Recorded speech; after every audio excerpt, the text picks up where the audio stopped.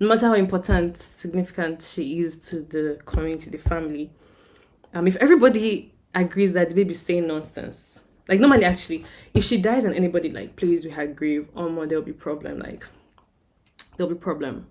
But then if everybody agrees that they don't like they're not for what she was or what she's doing, and someone fucks around with her, there's nothing she can do.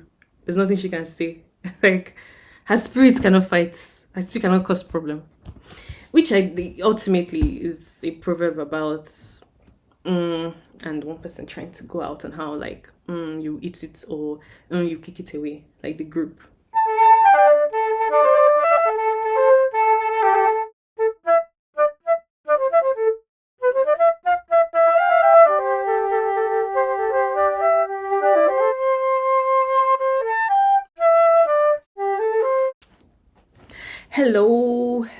Hello. Good. I don't know what time of the day it is when you're watching this, but it's afternoon. It's around 3 p.m. The sun is bright like this, like charm. And I'm feeling very, very happy to be making this video. It's been a while. I've been reading different things, and like each time I'm like, okay, I will finish reading this one book, then I'll come and make a video about it. However, I read like this. So it would be in vain to wait till I finish reading one book. But I did actually finish one book that I wanted to come and share. However, it was the ebook. So I went to go and buy the physical book. Wow. The Moving Word by Leslie James. I haven't actually started reading this book. I was part of the making of this book. So there's a lot. I won't talk about the making of the book that I was a part of, and especially my own personal experience as it relates to Restful. Because of this book, Restful exists. Then my body says no. I mean, when the body says no, which I have been like getting at reading for 2019 till now is 7 years. I'm finally now reading. Then Sharmadean Reid's New Methods for Women. I've been following her blog for a long time, following her as an entrepreneur for a while. Poems that make grown men cry. Actually, I'm put this back here because you won't be hearing about it. There's the grown men cry version, and then there's the grown women cry version. I think this one came first, and then like people were so interested in it, they were like, oh, we want a grown women cry. But like what I can tell you, first of all, I think everybody should be reading poems in their lives because it's like where language gets exercised, where language, attention, especially, even before language, like attention. Yeah, to me, reading poems is like, I want to say brushing your teeth, but not even. It's literally waking up in the morning and stretching, but for your mind and soul. Do I stretch every morning? No. Do I read poems every day? No, but always read a poem when you can. And then this one that I've been reading since the beginning of this year. So, this is the list we're working with in this video. So let me get to it. And let me start with the Palaces for the People. Palaces for the People, not the how to build a more equal and united society. It's basically on social infrastructure. Let me read it back to you. Libraries, parks, markets, schools, playgrounds, gardens. Too often we take these communal places for granted and let them fall into decline. But they have an extraordinary and unique effect on our personal and collective well-being, recounting uplifting human stories and taking us on an illuminating tour through the science of social connection. Palaces for the People shows that properly designing and maintaining this social infrastructure might be our single best strategy for a more equal and united society. If you've watched the past 2 videos that I've made on this playlist,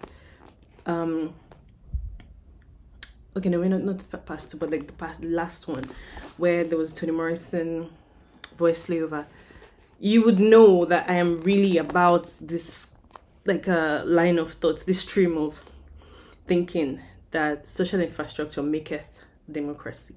But it's not even like for democracy's sake. I'm not a worshipper of democracy. I'm a worshipper of like, let everybody be able to exercise their agency. Let them be able to talk. Let them be able to view the world as a place they can participate in. The world is your own. basically, and you should be able to participate in it. Like maybe the problem, it might be a problem of like you need mind emancipation, or you need more like civic emancipation, like the government, the structures, the market, like the financial industry, this industry, all the things. At the end of the day, it's to materially affect the human being. Like the last mile of every single endeavor in this world is a flesh and blood person or entity, or like not flesh and blood because plants don't have blood, but you like it's the people, the plants, the environment, you know. But it's also very easy to overlook those places as where life is made, where like stakes are actually very, very, very, very, very high because they're so everyday. I'm reading it particularly for what it says about libraries. Not that I need any convincing, or yeah, I am the choir, but I do think that I can really sharpen my, like, how effective of an argument I can make to non-believers or people whose money I need, or whose capital, or whose access I will need to make a case for why a library is essential, to their own interests, to their own priorities. I think let me read some lines that I underlined. So he made an example with one heat wave that some part, or at least the whole area, faced one summer. The parts that had the least death rates and like devastating consequences were the parts where people actually met each other enough times, not even in like deep ways, but there was enough like social contact, that there was enough knowing of the other person, who your neighbor is, the fact that you have neighbors, they existed as not as abstract things but as actual physical realities in your day-to-day going about life. At ground level, I could observe certain neighborhood conditions that aren't visible in quantitative data. Statistics do not convey the differences between poor minority neighborhoods that are cursed with empty lots, broken sidewalks, abandoned homes, and shuttered storefronts, and those that are densely populated, busy with foot traffic, enlivened by commercial activity and well-maintained parks, and supported by strong community organizations. As I got to know the rhythms of life in various Chicago neighborhoods, I learned how much these local conditions mattered, both every day and during the disaster. This also speaks to my lifelong investment in qualitative research in the humanities as a means of inquiring and like staying in touch with the reality of life that numbers and abstraction cannot substitute for. Numbers are great, quantitative data, research, all of that's fantastic, has a wonderful role and place and role that it plays in the world and in solving our problems, but it does not make up for what, like, being with people and experiencing, seeing, knowing the things that you can only know through social encounter. And I think, yes, there's always a budget. So oftentimes, a lot of these people who have wanted to measure impact, they prioritize quantitative over qualitative. And my thing is, it doesn't have to be either or. I think everybody's answer is also different. Some people boil it down to money, but a lot of people also boil it down to just like not valuing that kind of endeavor, or that thing about like objective facts and truth and blah blah blah, which it's like the religion of the world, the dominant religion of the world, objectivity. Anyway, next, so we have social capital as the thing, the measurement of people's relationships and interpersonal networks. But then it is social infrastructure that enables social capital to develop in a place, in a society, in an ecosystem.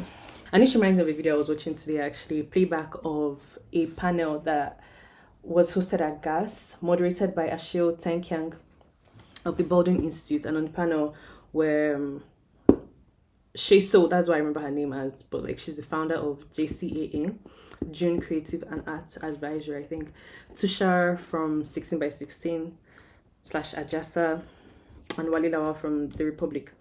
And the topic of the panel was on building cultural infrastructure, I think, in Nigeria.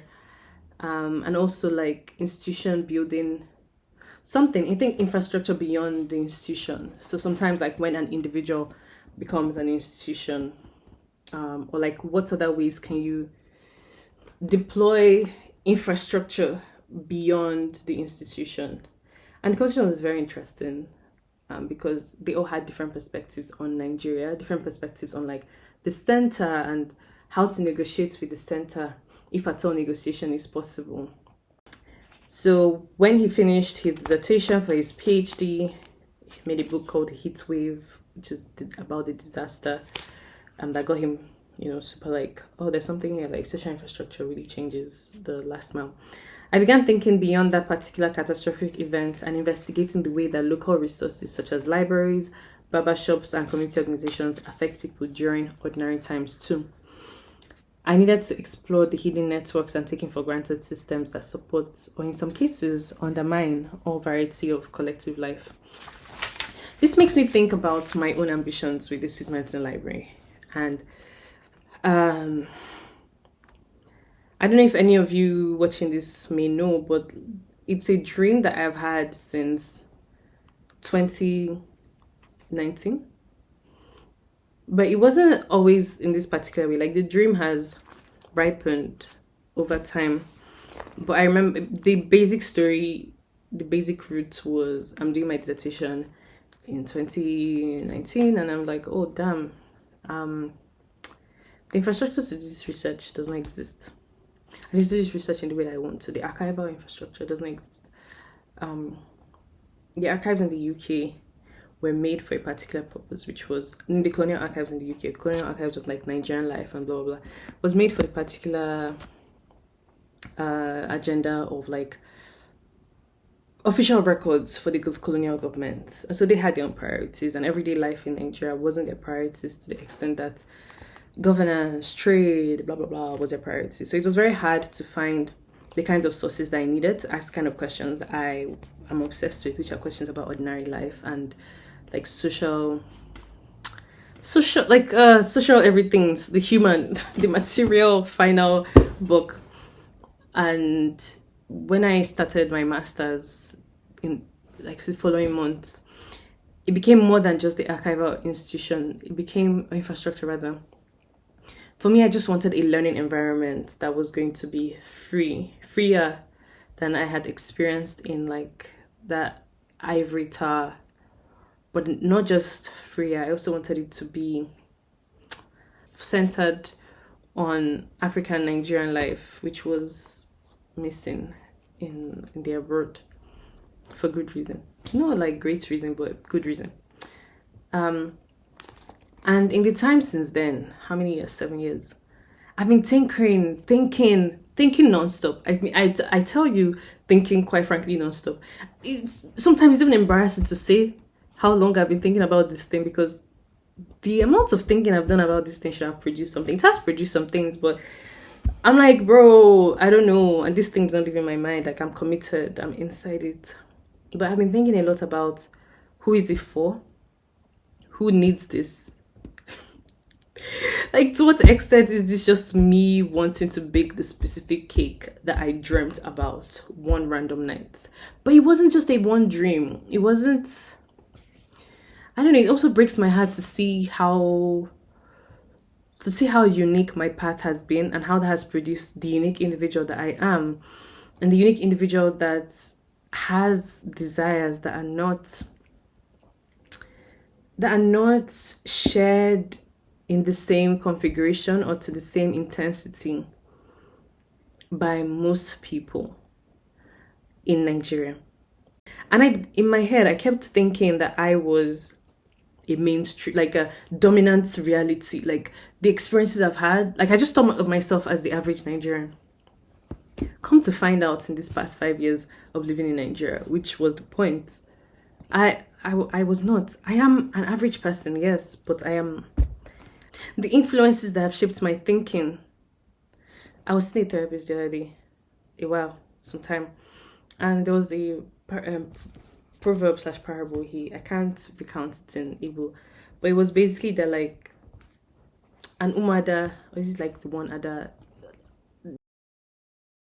no matter how important, significant she is to the community, the family, if everybody agrees that the baby's saying nonsense, like normally actually, if she dies and anybody like plays with her grave, there'll be problem, there'll be problem. But then if everybody agrees that they don't they're not for what she was or what she's doing, and someone fucks around with her, there's nothing she can do. There's nothing she can say. Like, her spirit cannot fight. Her spirit cannot cause problem. Which ultimately is a proverb about and one person trying to go out and how like you eat it or you kick it away, like the group. And that has been very, very difficult to recognize in my own life. Because when you're living in your life, it's like you're seeing the world through yourself. But at some point, you have to now start discerning what is you, like what is your own lens, and what is another. It's been a wild experience, because sometimes I've even felt like this is very unfair. It's very unfair that I've been, fed this diet that now I've moved back to this place and I find that most people are not fed this diet. I have strong convictions. Not only was I fed, to be honest, let me put my hands up. Like I fought to do a lot of these things that were outside the mainstream. And at the time I was doing them, I just thought I was just moving only like an inch away. Like I was just, okay, no, I know everybody wants to do this and that, but I just want to do like this slightly different thing. But accumulated over various stages of life, now I want to build a humanities library that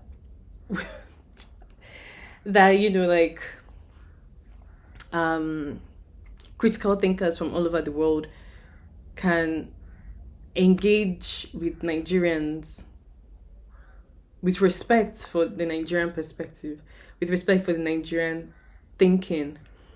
And Nigerians themselves can also like have this space where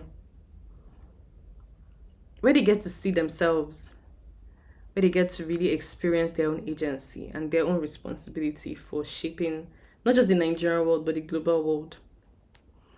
And it's an institution that I want to be physical, because the physicality matters. The way bodies interact, what the body will get to experience, it matters to the core of the goal. And this is in a country where,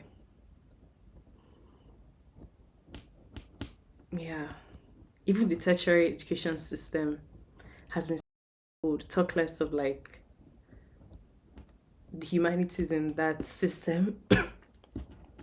It's been and it's now like severely underfunded, even in cultural, like its cultural values also even going down. It's being diminished severely, especially amongst young people. So it begs the question again and again to me, who is this for? Is it worth? Yes, of course it is. I can't even answer that question. But how do you do it in a way that is responsive to a world that isn't full of you, like isn't full of me, Rose Nomaba? Yeah, that question came up just because I was thinking, when he said local resources such as libraries, barbershops, and community organizations affect people during ordinary times, I was just realizing that the longer I spend here, the more I see that there's lots of social infrastructure that is actually running. Like doesn't need me to innovate or blah blah blah. I'm just interested in building a library or a bunch of libraries of the same kind. And I wonder if there's no problem, why solve it when really no, there is a problem, but people I'm telling there's a problem, it's not a problem to them. Okay, I think that brings me to the end of this. maybe let me read out his argument. My argument is neither that social infrastructure matters more than conventional hard infrastructure, nor that investing in social infrastructure is sufficient to solve the underlying problems of economic inequality and environmental degradation that make this moment so dangerous. My argument, rather, is that building new social infrastructure is just as urgent as repairing our airports and bridges. Often, as we will see, we can strengthen both simultaneously, building lifeline systems that are also, to borrow the phrase that Andrew Carnegie used to describe the 2,800 or so grand libraries that he built across the world, palaces for the people. But first, we need to recognize the opportunity. Sharmadean Reid's New Methods for Women. Why did I pick this up? She's a successful entrepreneur. She's also neurodivergent. And I know there's a lot of like, who is neurodivergent today? And like, why do neurodivergent people always think like they're so special, different, blah, blah, like, what? That's like so normal. Like everybody, blah, blah, blah. I know. However, that's all I can say.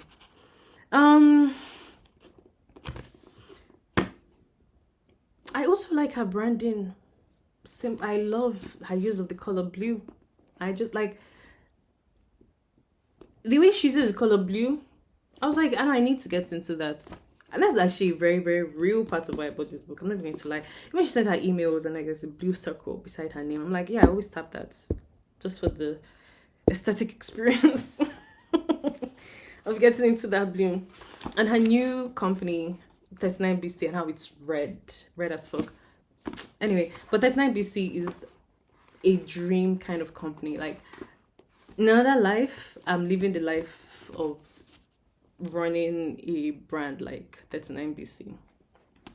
This book is a book of 50 methods, I believe. And the first 3 are basically about like working on yourself.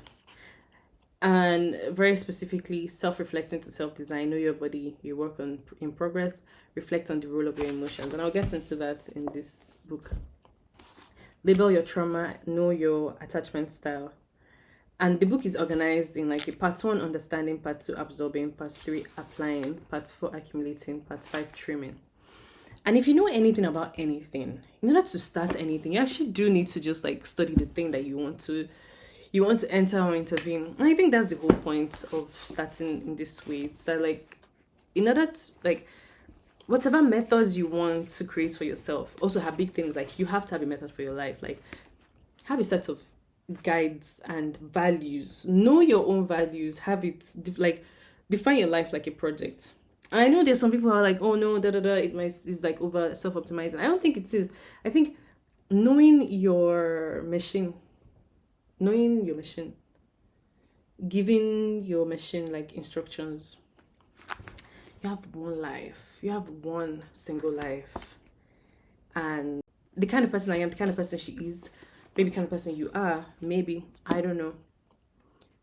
I'm very serious about the idea of my life. Like when people say, oh, don't take yourself seriously, I'm always like, I don't understand it. I'm not even shitting on it. I just don't understand it. Because I feel like I've been sent on an errand in this life. And in order to fulfill the purpose of my errand, I have to make my tools good.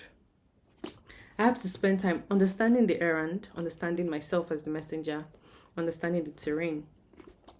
And a lot of this book is about like you, the messenger that is going to run your errand. And your errand can like, in the beginning, it looks a certain way, in the middle it looks a certain way, at the end it looks a certain way. That is part of the errand. Part of the errand is staying true to the fact of yourself as a messenger.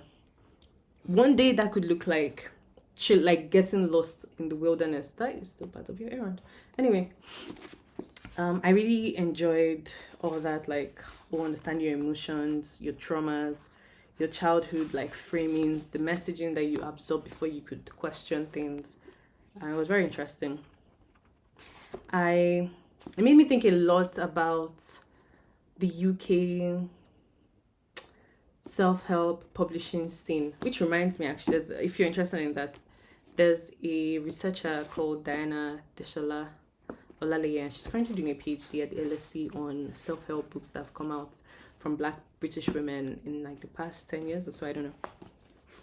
But it made me think about that ecosystem, which I like when I was in the UK, in London rather, 2016 to 2021. I was there, honey. Like, I was listening to all of them. I was following them. I was like, bro, I don't know what the hell is here, but I need help. And if you're not going to give me that help, I need to know how to get the help from the self. And in the beginning, it was just there. Like, it's marketed to you. But over time, if you, like, you know, with the sensibility of like, oh, where does this come from? Who is this designed to serve? Who is this designed to, like, what agenda is this designed to propagate? Who is losing out? Who is winning? Blah, blah, blah. I started to think a lot about that industry as it is. Yeah. And every time I'm reading this book, I'm like it's like glaring at me that this comes from a very particular society. Yeah. That's as much as I can say right now. Maybe there'll be a video on this book alone. I mean, I like, this is my when I'm going to toilet read, or when I am about to snooze at night. I'm like, oh, let me just read one chapter. Let me read a couple pages. Yeah, the font is also very big, which you might like. Next book, on the matter of understanding the role of emotions in your life. But I fucking love emotions as a part of the human experience. Why do I love emotions as a part of human experience? Because they're like colors. There's no other why there. That's the end of the why. I just love colors. I love to experience life. I guess emotions are aesthetic things. I don't know, it's the vegetable of life. It's the like red bell peppers and the actually it's not even, I don't think it's the red bell peppers and the what, because there's no life without emotion, is there? Maybe there is. Like, you know, when you're meditating and then you, depending on the kind of meditation you do, like those kinds of meditations where you step back from the emotions to identify the emotions instead of going down the train with the emotions. So when you're doing that and you're not like necessarily participating in the emotions, then it means that there's more to life than emotions. Okay, segue. I just went down one unnecessary, to the point stream of thoughts, but the key thing in the beginning of this book, when the body says no, is that sometimes the body do be saying no, also because of stress and lack of emotional competence. Oh, I just opened this page right out, underlined. Artistic expression by itself is only a form of acting out emotions, not a way of working them through.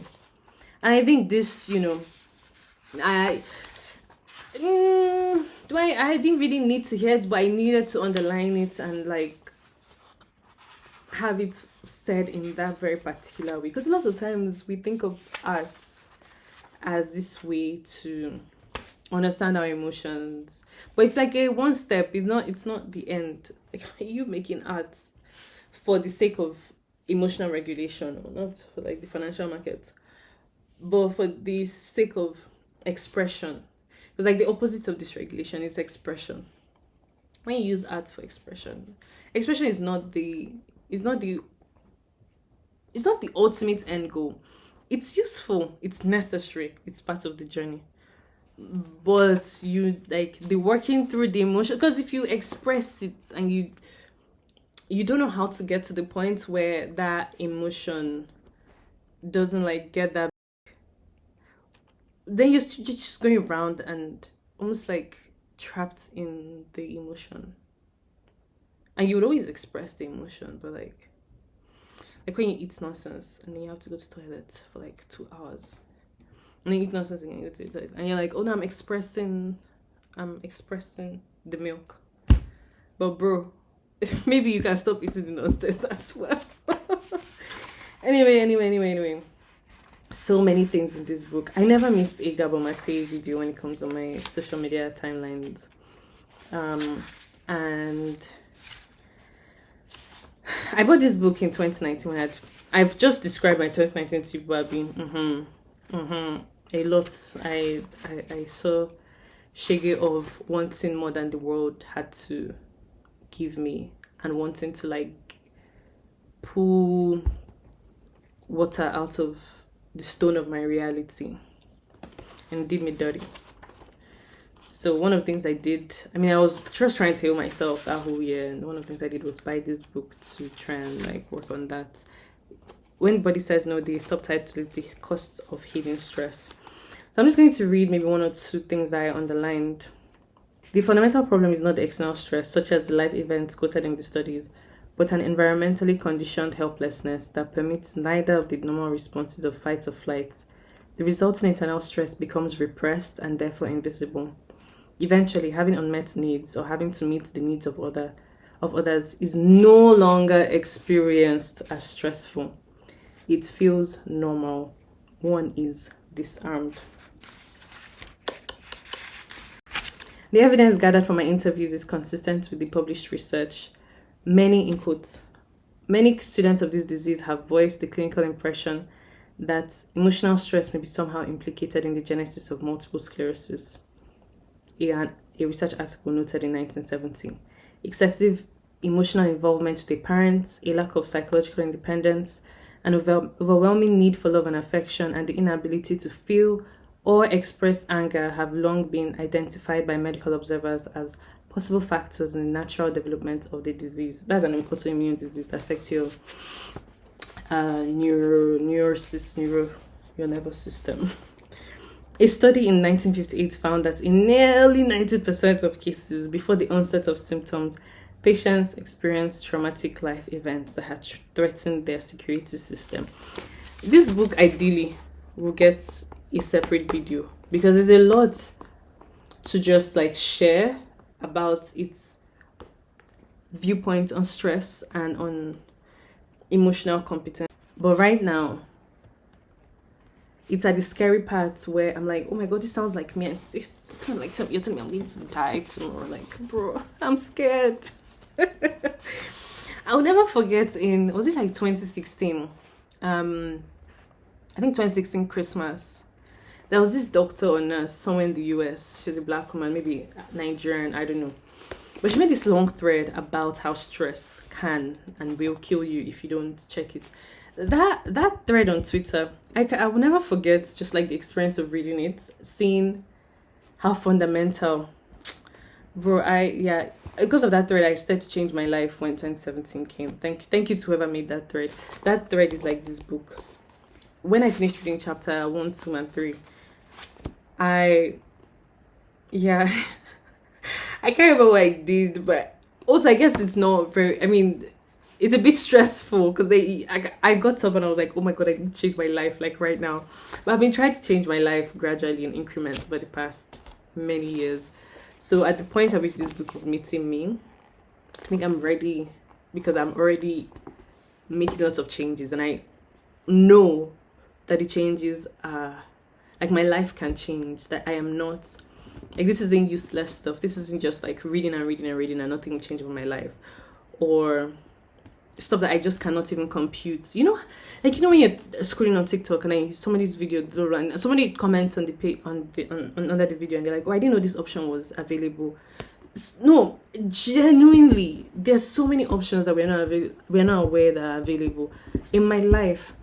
There's a kind of stressless version that I could not compute was an option, and over time I have been able to now start to like realize it as an option, like really make it real in my life.